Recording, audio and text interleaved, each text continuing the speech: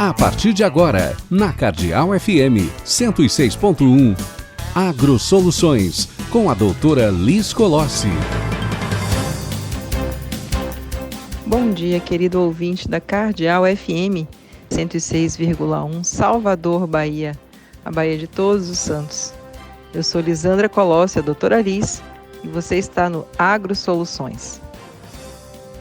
Neste sábado, nós vamos conversar com duas celebridades do agronegócio, pessoas relevantes também no direito agrário, de onde foi oriundo o agronegócio.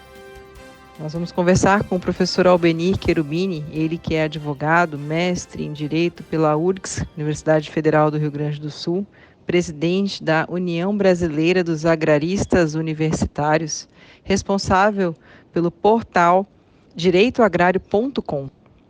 Também ao nosso lado vai estar o professor Francisco de Godoy Bueno, professor, mestre e doutor pela USP, advogado, autor de obras e uma sumidade nos assuntos dos contratos agrários.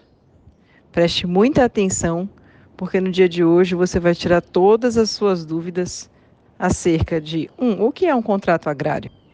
Por que precisa ser feito um contrato agrário? O que eu ganho com isso sendo produtor rural?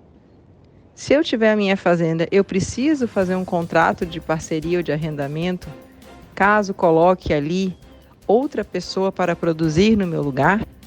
E se eu não fizer um contrato? Quais são as consequências jurídicas disso? Fique conosco e aprenda. Você está acompanhando Agrosoluções, com a doutora Liz Colossi. Boa tarde para você que está conosco aqui ao vivo. Bom dia para você que vai assistir depois na Cardeal FM 106,1 Salvador, Bahia, Bahia de Todos os Santos.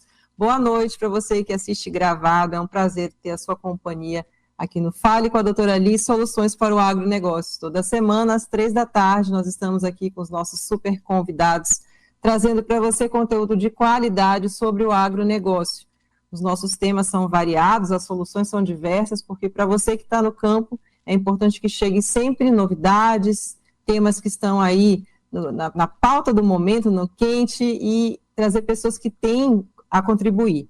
Hoje nós vamos falar com duas aqui celebridades do mundo do agronegócio, do direito agrário, que são o professor Albenir Cherubini, que está aqui conosco já, que é advogado no agronegócio, mestre em Direito pela URGS, professor, autor, presidente da UBAL e também coordenador do portal direitoagrario.com. Muito boa tarde, professor Albenir, como vai? Bem-vindo de novo ao programa, já é sua casa, né?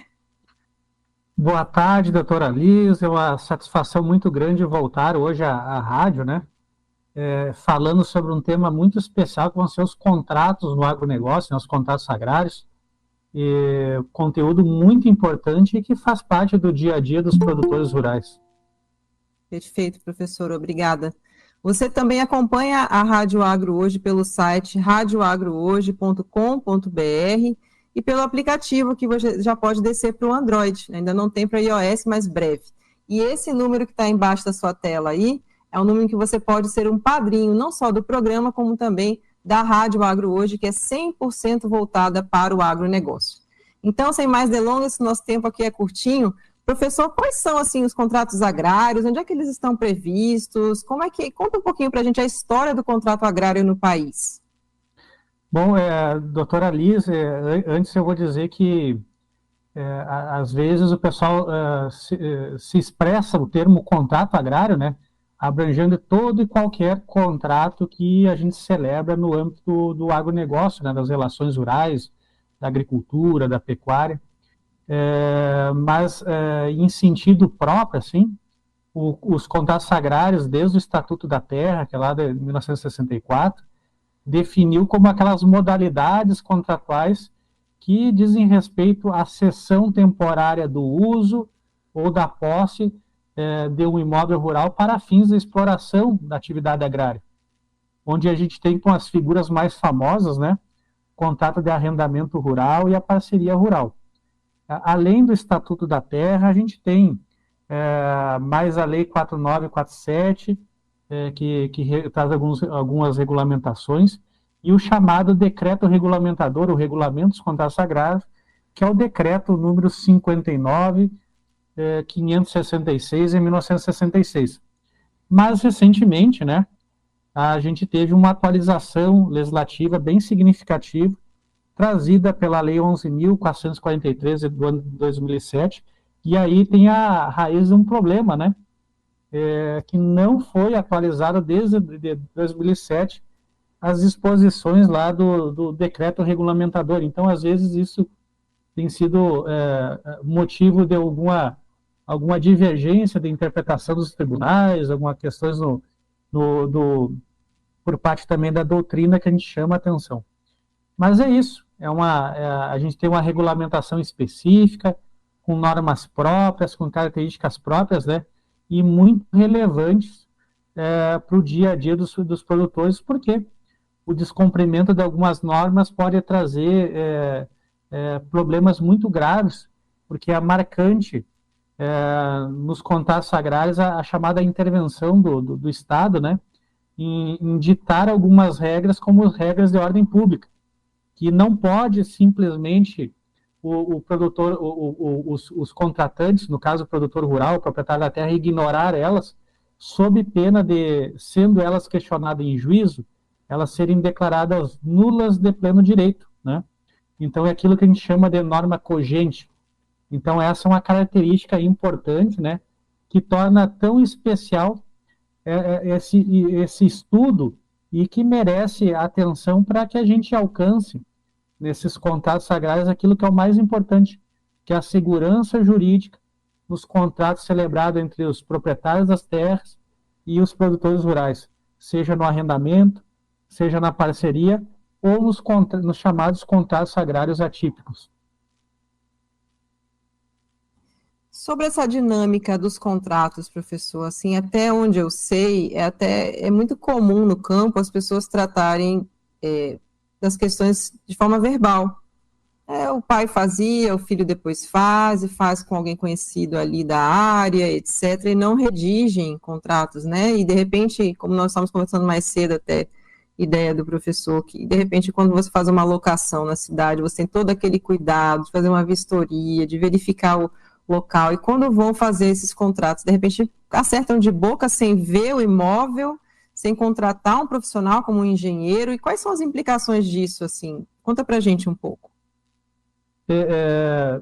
Como bem falou aí a doutora Alice, se admite a validade de um contrato agrário celebrado de forma verbal, né?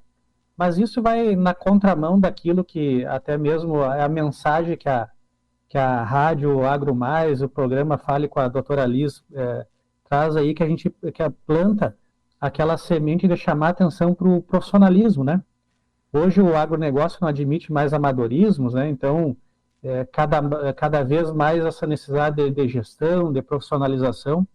E um dos pontos da boa gestão passa pela boa confecção dos contratos e também da conscientização que os contratantes têm que ter com relação às obrigações assumidas quando celebra esses contratos. Essa questão aí é muito importante, esse exemplo da questão das vistorias, né? Porque a gente pega aquele exemplo, um imóvel hoje na cidade, um quarto, 2 quartos, a gente pode pegar, assim, por exemplo, um imóvel que eu vou ter para locação. Digamos que esse imóvel custa em torno de R$450 mil, né? Qualquer pessoa que vai fazer um contrato de locação, o que acontece? Chega lá na imobiliária, vai receber um contrato de locação e junto um termo de vistoria, né? Então ele vai chegar lá, vai dizer, aqui tem uma janela, tem uma parede pintada de tal jeito, com a tinta de tal cor, às vezes coloca o marco, tem todo um cuidado, né? Se existe, por exemplo, algum bem que fica ali, por exemplo, tem uma cozinha completa, tem toda aquela descrição, olha, ficou uma geladeira marca tal, está funcionando. Então, assim, há um cuidado. E aí, por incrível que pareça, a gente quando passa para a situação de um arrendamento, por exemplo, a gente já se deparou que são propriedades, que são unidades econômicas produtivas, ou seja, um bem cuja destinação é um fim econômico, né? que envolve um patrimônio muito significativo, não apenas em termos de valor, mas também o valor produtivo, por exemplo, que é o bom cuidado do solo, né? E isso às vezes não é feito laudos de vistoria, que deveriam ser feitos. Então, e por vezes também a gente tem aquela ideia, né? Para que eu vou gastar com advogado especialista em contrato se eu pego um modelinho ali na internet, né? Ou simplesmente, às vezes, eu peço para o meu contador, né? Não que não existam contadores que façam bons contratos agrários, mas às vezes a gente espera de profissionais que não são os especialistas trazer uma solução barata, né, para economizar. E, às vezes, além de não pegar um profissional especializado na elaboração dos contratos, o que acontece? Muito menos a gente se dá por conta da participação de um profissional especializado para fazer o laudo de vistoria. E quem é que faz esse laudo de vistoria? Em regra, a gente costuma chamar para fazer esse tipo de trabalho um engenheiro, ou agrônomo, ou florestal, né, que vai fazer todo aquele laudo de vistoria, de descrever o imóvel, as características das benfeitorias, né? Por exemplo, coisas simples, por exemplo, qual é a conservação que está tendo, por exemplo, de cercas. Você vai entregar cercas. Qual é a característica do solo? Então, fazer uma análise de solo. Vou entregar benfeitorias, por exemplo, uma casa de moradia, um galpão, tem que ter isso discriminado, tem que ter fotos. Pois imagine uma situação posterior onde o arrendatário não cuida dos seus bens. E aí há uma deteriorização, há, por exemplo, danos à gleba, danos às benfeitorias. Como é que você vai cobrar isso em juízo? Como é que você vai fazer prova de um dano à gleba para uma ação de despejo, por exemplo? Então não fazer esse tipo de atitude preventiva pode sim expor o proprietário dos imóveis a uma série de problemas. E quando a gente faz um laudo de vistoria bem feito, um contrato bem feito, ele não é só para proteger o proprietário, ele também deve ser para proteger o arrendatário, parceiro outorgado, porque um bom contrato ele serve para quê? Para uma boa relação jurídica de trato sucessivo, né, que às vezes perdura por anos, por décadas, né? E o mais importante é isso, um bom contrato é aquele não só o que estabelece simplesmente os deveres e obrigações, mas aquele que de fato vai servir para esse propósito. E qual é o grande propósito? Existe uma boa relação em que de fato a gente consiga ter a produção agrícola num imóvel com segurança jurídica para os contratantes. Perfeito. Então, quer dizer, pessoal, por favor, não usemos mais o Dr. Google e nem o Chat GPT para fazer contratos agrários, né? Vamos pensar na contratação de advogados especialistas para que depois você não venha chorar pelo leite derramado, literalmente. E a gente vai para o intervalo comercial e já volta. Fica aí, hein? Você está acompanhando AgroSoluções com a doutora Liz Colossi.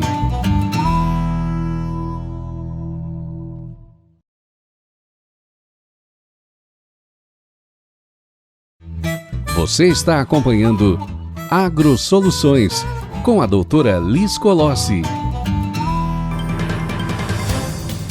Você está conosco aqui na Cardeal FM 106,1, Salvador, Bahia, no programa AgroSoluções. Eu sou a doutora Liz, estou aqui à sua disposição. Neste programa nós estamos conversando sobre os contratos agrários. E você pode se perguntar, sim, doutora Liz, mas e se eu não fizer contratos agrários? O que é que pode acontecer? E quais são as vantagens que eu vou ter fazendo um contrato agrário? Muito bem, essas perguntas vão ser respondidas pelos nossos convidados, mas de antemão, eu como mediadora e advogada lhe digo, todo contrato pode ter uma cláusula e deve ter uma cláusula de resolução de conflitos. Os conflitos são inerentes à nossa vida, os conflitos são inerentes à vida humana. Basta haver duas pessoas que há conflito. Às vezes temos conflito conosco mesmo, não é verdade?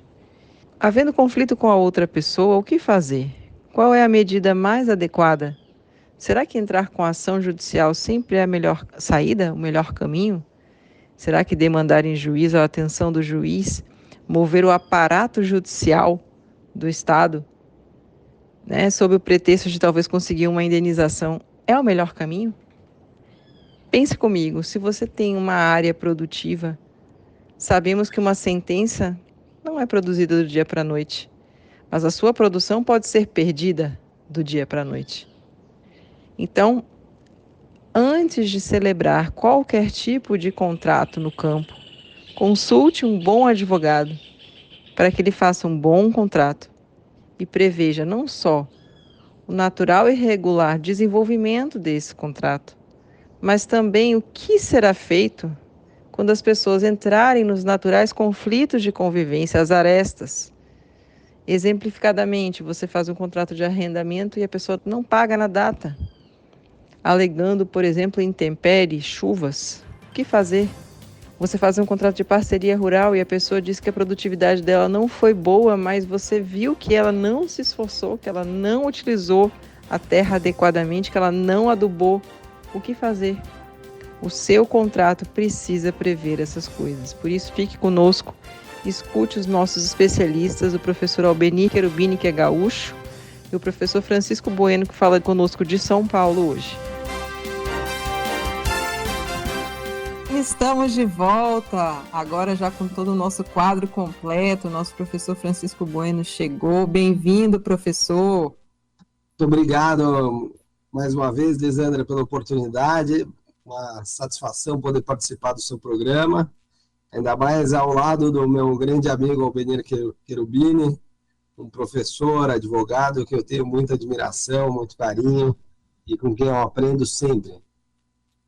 Maravilha, eu vou dizer aqui um pouquinho da mini-bio dos dois, né? A gente tem que reduzir nosso programa rápido, então aqui o professor Francisco de Godoy Bueno é advogado no agronegócio, pós-graduado, mestre, doutor pela USP, membro do Conselho Acadêmico do IBDA, membro do Conselho Superior da Sociedade Rural Brasileira, autor. E professor, foi meu professor, pelo menos em uma disciplina ou algumas aulas lá na Escola Mineira de Direito, na pós de agronegócio, não sei se vai lembrar, mas assisti uma aula sobre história dos contratos, uma coisa assim, foi muito legal. Muito bom. Que bom, muito bom. Então, nós estamos falando um pouquinho dos contratos agrários, o professor Albeni já trouxe uma visão aí das questões, né, da importância de se fazer, né, de que eles sejam redigidos, porque no campo a gente sabe que ainda existe muita gente que faz as coisas assim na confiança, no fio do bigode, como se fala, né?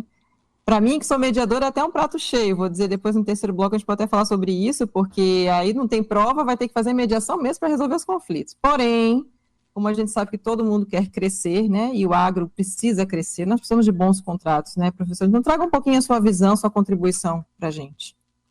Eu acho que essa questão do design contratual, eu estava ouvindo as lições aí do professor Albeni.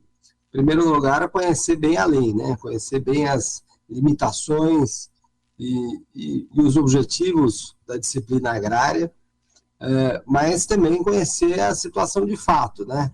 E o que a gente vê, lógico que isso varia de região para região, mas a grande dificuldade do agrarista é exatamente conciliar uma visão técnica do direito com uma visão adequada da técnica rural, né? Saber que contratos diferentes, culturas diferentes, atividades diferentes vão demandar um design contratual adequado para que a gente possa, mais do que compreender os interesses econômicos das partes, que, lógico, precisam ser considerados, mas os interesses sociais e os interesses da planta, né? Vamos dizer assim, ou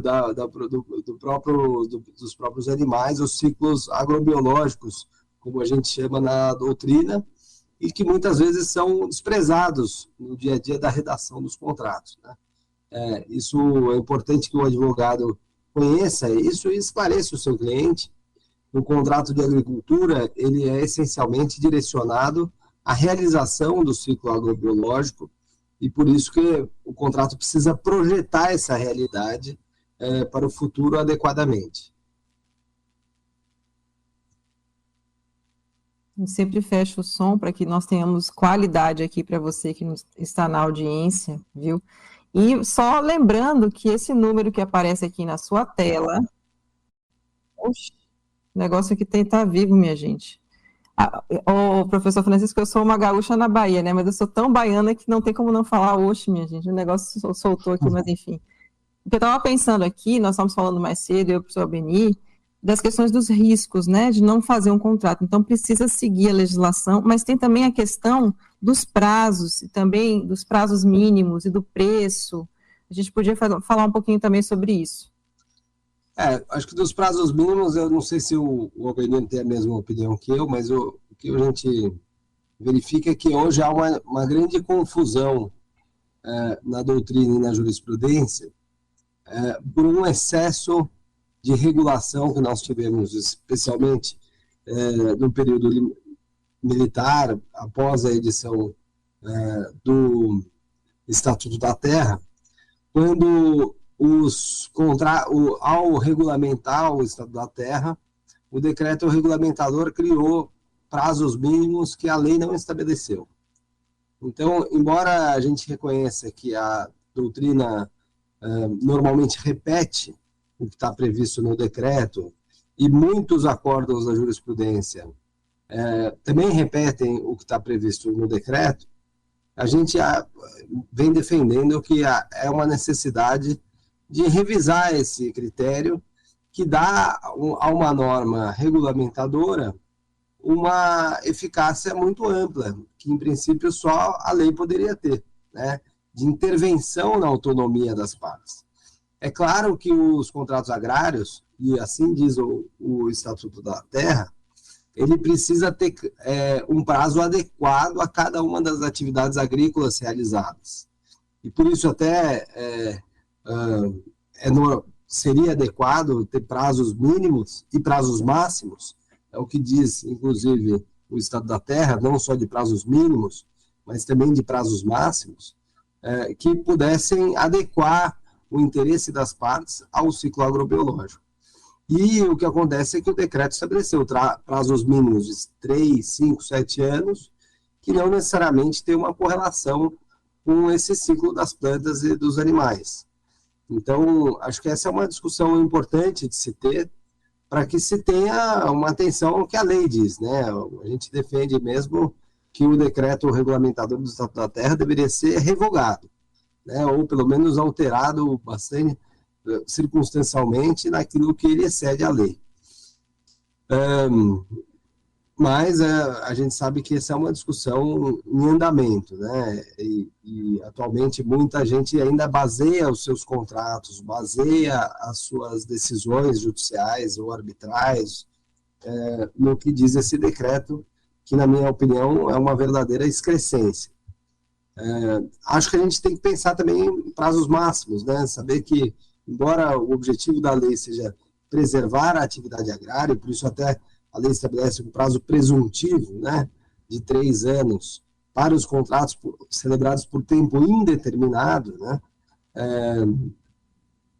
eu acho que a gente precisa voltar a discutir a questão dos prazos máximos, sabendo que a evolução da tecnologia das lavouras e da própria pecuária, das atividades com animais, também demanda uma revisão constante desses contratos, uma revisão dos preços praticados e que muitas vezes acabam sendo engessados em situações de absoluta injustiça, né? Eu mesmo tenho discutido agora até o cabimento de ações revisionais em contratos agrários, o que eu acho que é absolutamente cabível.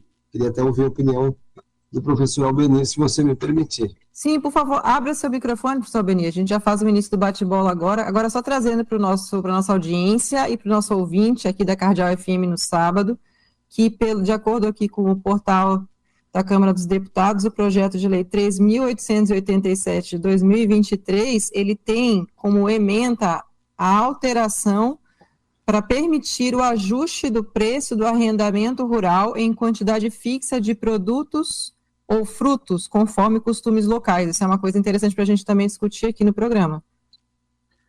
Bom, eu concordo plenamente com as considerações do Godoy, aí, que é um dos grandes pensadores aí da doutrina brasileira em contratos agrários, né? Até ele falou muito que é o objeto do último livro dele, que até faço a propaganda aí, que merece ser lido, né? Eu também, como eu apontei ali, no ano de 2007 teve uma alteração legislativa do Estatuto da Terra, mas não houve do decreto que deveria regulamentar, e por incrível que pareça, algumas discussões, a exemplo do preço no arrendamento, né, continua sendo pautado com base em decisões que tiveram como origem discussões baseadas no regulamento, sendo que a Lei 11.443 ela alterou aquelas disposições, né? Sobre o decreto referido pela doutora Lisa aqui, ela segue uma linha que, inclusive, foi introduzida pelo Tribunal de Justiça do Rio Grande do Sul, que é uma flexibilização pelos usos e costumes. Entendo que a flexibilização é preciso, mas, tecnicamente, a melhor solução seria não apenas restringir, mas dar alternativas aos produtores, né? Tomando por base algo que já existe na legislação agrária, que é o exemplo da CPR, né? Nossa Célula do Produtor Rural. Então, hoje qual é a interpretação aquela mais rígida, né? O contrato de arrendamento tem que ser fixado em dinheiro e coloque-se um índice sob pena de não valer, e eu entendo que esse entendimento por si só estaria um pouco superado, e não, no sentido de não permitir a fixação em produto quando previsto uma cláusula de liquidação financeira que nem existe para a previsão da cédula do produto rural financeiro, porque a questão toda é qual? Vou executar um contrato, vou fazer um despejo, eu preciso ter um valor líquido e certo para realizar esse procedimento executivo. Então, se eu tenho, por exemplo, a quantidade de sacas de soja, pela uma cotação da data definida pelos contratantes, então é um cálculo aritmético básico, é uma multiplicação, 1.000 sacas de soja vezes a cotação, eu tenho o valor da data do vencimento. Então particularmente, inclusive, eu defendo a validade desse tipo de redação de contratos, e, no meu entender, estaria plenamente adequada à alteração trazida pela lei de 2007. Não sei se o Dr. Godoy também compartilha desse mesmo raciocínio. Eu acho que houve um fetichismo, né, de entender que o contrato agrário, o contrato de arrendamento seria nulo com base a cláusula de arrendamento com pagamento por esse produto seria uma cláusula vedada em lei e nula. O que eu né, e é o que está no meu livro também, a minha ideia sobre isso, é que realmente, né, o contrato paga. A ideia do arrendamento é o pagamento em dinheiro e não a ocorrência de risco, né? E daí talvez seja certo mesmo o pagamento em dinheiro com um índice de correção monetária, né? Mas eu acho que é importante que a lei permita às partes ajustarem os seus riscos, né?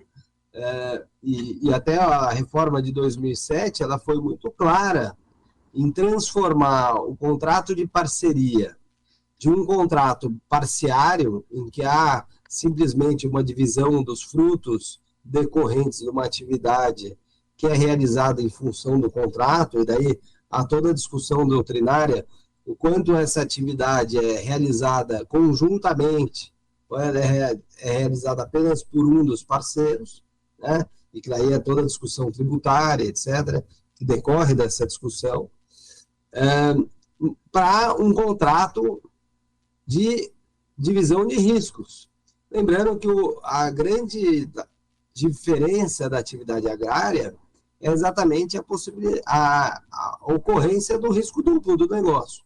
A atividade agrária é aquela que está sujeita ao risco de qualquer negócio, o risco de crédito, o risco de preço, o risco, mas também o risco do ciclo agrobiológico, que não tem outras atividades, né? E, inclusive, que é um risco agravado pela circunstância legislativa, inclusive de te obrigar a produzir mesmo com prejuízo, né? Quer dizer, a atividade agrária não é uma atividade econômica qualquer. E, muitas vezes, os agentes econômicos esquecem disso, né? E, por isso, a gente precisa sempre relembrar que a atividade agrária é protegida só por políticas públicas, exatamente porque ela também tem um interesse de ser promovida para o interesse social. Agora, o contrato em que há pagamento em produto, há uma partilha de uma parte importante do risco da empresa agrária, que é exatamente o risco de preços de commodities, né? Que naturalmente são preços voláteis, né? A gente está vendo aí, está saindo de uma safra em que o preço variou, né? Se plantou com um preço de soja de R$180, se colheu com preço de 100, agora já subiu para 120, né? Quer dizer, então, assim, espero que volte a subir, continue subindo. Então, assim, o risco de preço hoje, numa agricultura tecnificada, especialmente agricultura irrigada, ele muitas vezes ele é mais importante do que o risco da própria produção, né? E por isso que é importante para o agricultor possibilitar adquirir a posse da terra, que é um dos elementos fundamentais da produção, dividindo com o proprietário da terra esse risco, né? A ideia do sharecropping, né, que baseava o contrato parciário, ela ganha uma amplitude muito maior nesse ambiente de uma tecnologia que controla melhor os fatores de produção, mas numa produção em mercados e para mercados em que há uma natural oscilação de preços, né? E que acho que é bom que seja assim, porque o mercado é livre, né? Você tem políticas públicas de preços mínimos e de estoques públicos que podem atenuar momentos de crise absoluta, mas não resolvem absolutamente essa volatilidade normal dos preços. E por isso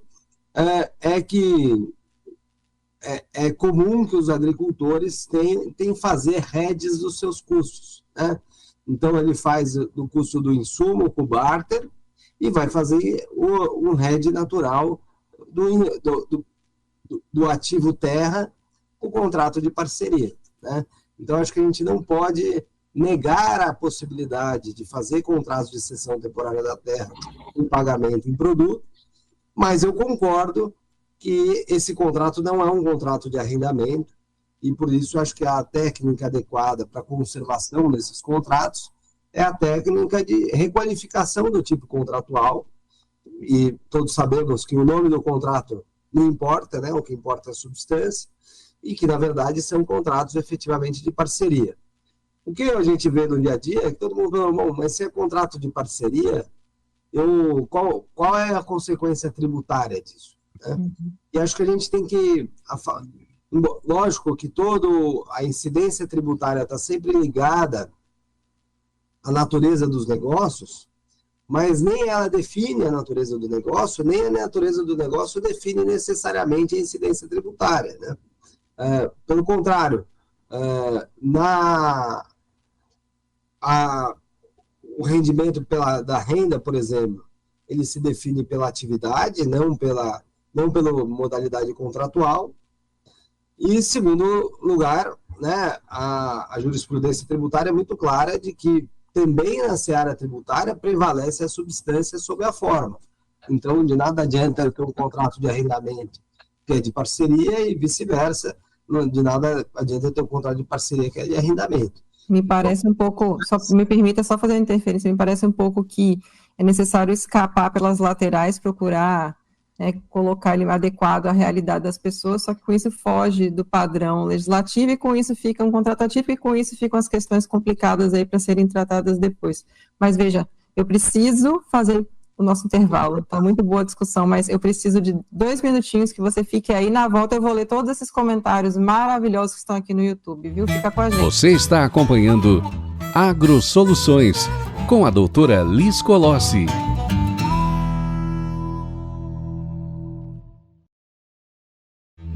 Você está acompanhando AgroSoluções com a doutora Liz Colossi.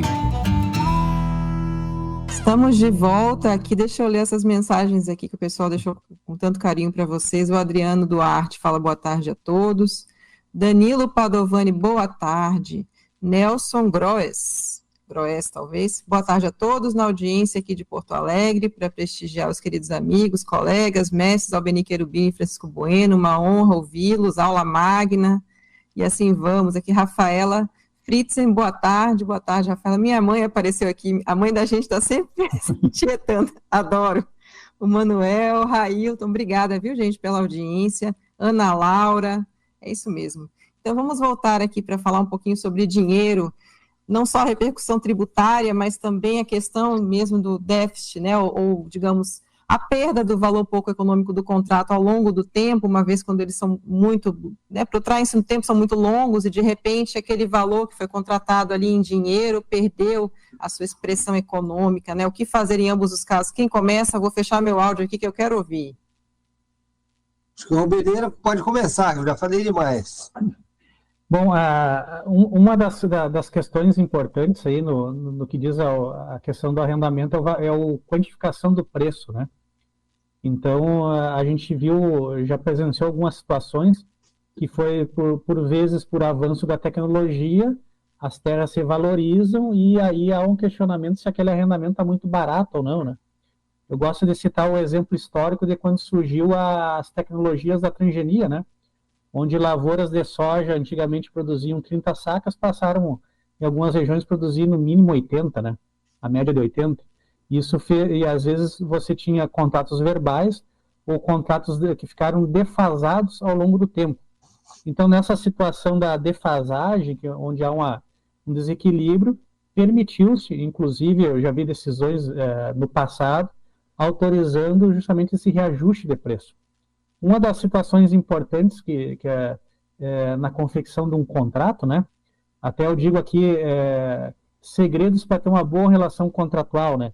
É ter uma boa confecção de um contrato, com fiscalização do contrato e também um bom canal de comunicação, né? Então alguns contratantes já colocam, olha, para contratos mais longos, né, a cada 7 anos nós vamos nos reunir, né? E vamos discutir se o preço está defasado ou não em relação aos avanços tecnológicos, ao contexto do mercado, porque a gente sabe que, às vezes, podem acontecer esse tipo de circunstâncias, né? E ainda, sobre fixação do preço em dinheiro ou em produto, né? Eu também queria considerar que o arrendamento, uma vez permitido em produto, já eliminaria, por exemplo, qualquer discussão referente a questão de cláusulas de reajuste, né? Mas é possível você colocar cláusulas que permitam, de tempo em tempo, ter essa comunicação, essa mediação, né, doutora Alice, para saber se o valor do aluguel, do arrendamento está ajustado com a realidade do agronegócio local.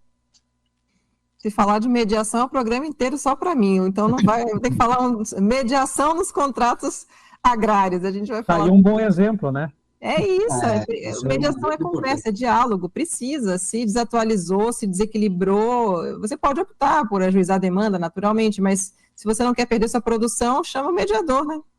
Eu acho que a grande questão, né, quer dizer, que você tem uma legislação que causa incerteza para as duas partes, né? Porque a ideia do Estado da Terra de conceder a renovação obrigatória é um dos grandes motivos de briga, né? Você tem, às vezes, a retomada para uso próprio, que ela não é honesta, ela tem, às vezes, essa disparidade entre uma não disposição das partes em fazer uma revisão contratual e, ao mesmo tempo, a ideia, uma disparidade pode acontecer, né?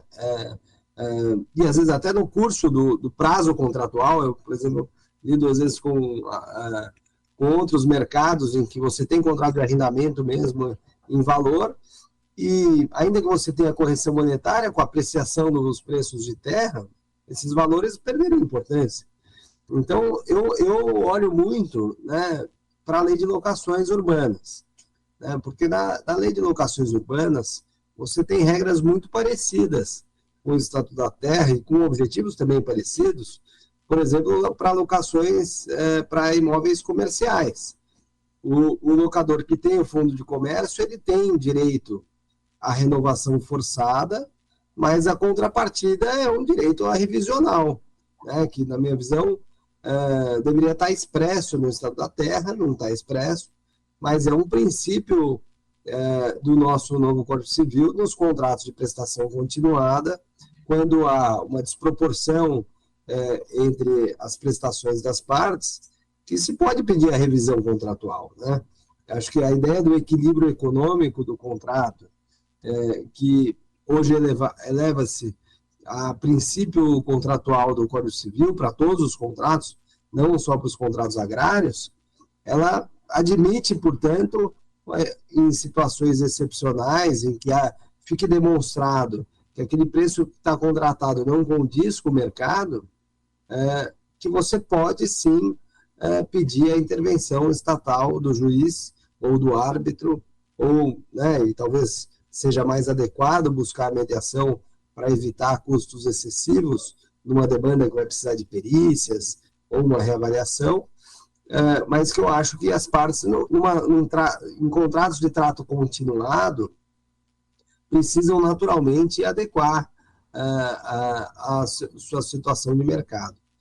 Eu não tenho visto na jurisprudência, né, dos tribunais que eu acompanho ações revisionais, mas eu tenho visto uma demanda constante do mercado e que eu acho que a mediação tem ajudado a trazer, né, hoje a gente sabe, todos conhecemos a crise que nós vivemos do Poder Judiciário, seja pelo tempo da demanda, seja pela incerteza das decisões.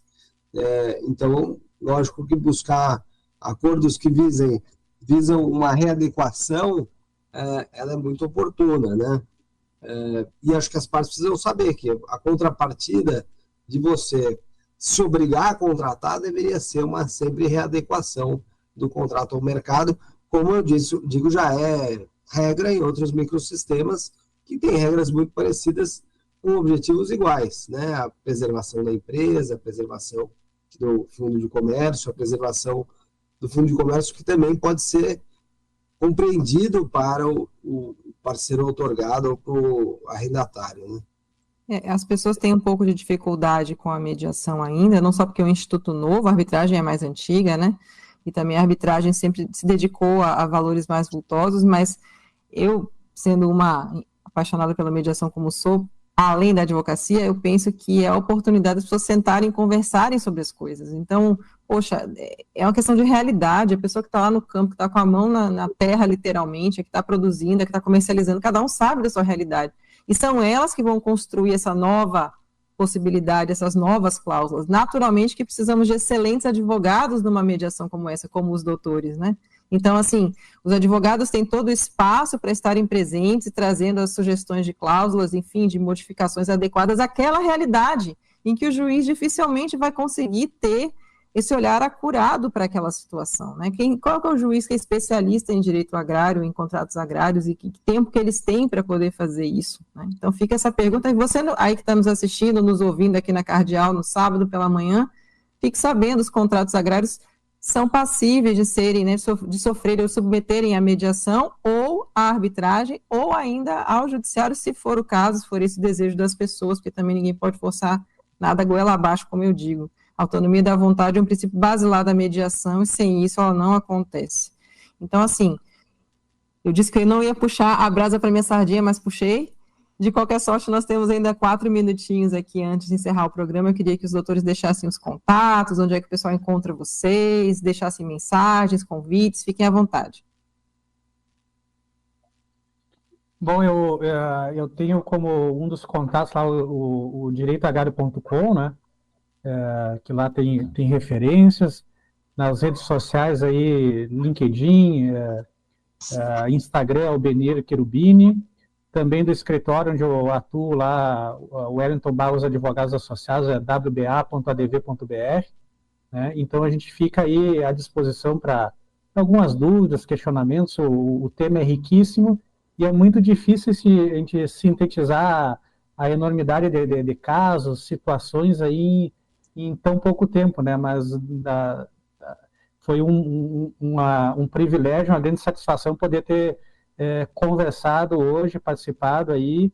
Então, meu abraço aos ouvintes e também meus agradecimentos à rádio, ao convite e ao colega Francisco Godoy Bueno para estar mais uma vez participando com ele aqui numa importante missão, e ele divulgar um pouco mais dessas questões jurídicas do agronegócio.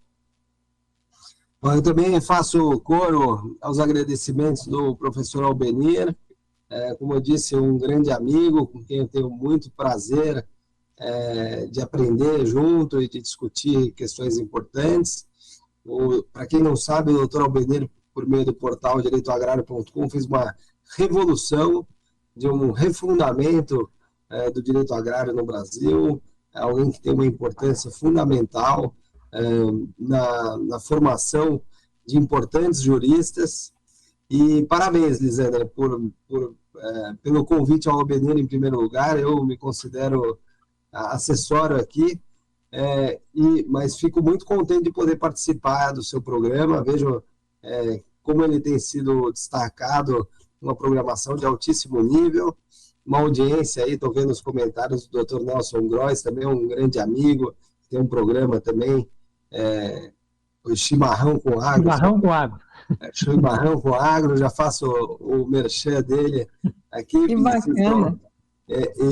Muito bom a gente poder levar um pouco dessas mensagens do dia a dia da advocacia, do agronegócio, e mostrar que o direito pode ser um solvedor de problemas, né? A gente tem que olhar a agricultura pensando na dor do produtor e como é que a gente pode melhorar a estrutura jurídica para ele resolver.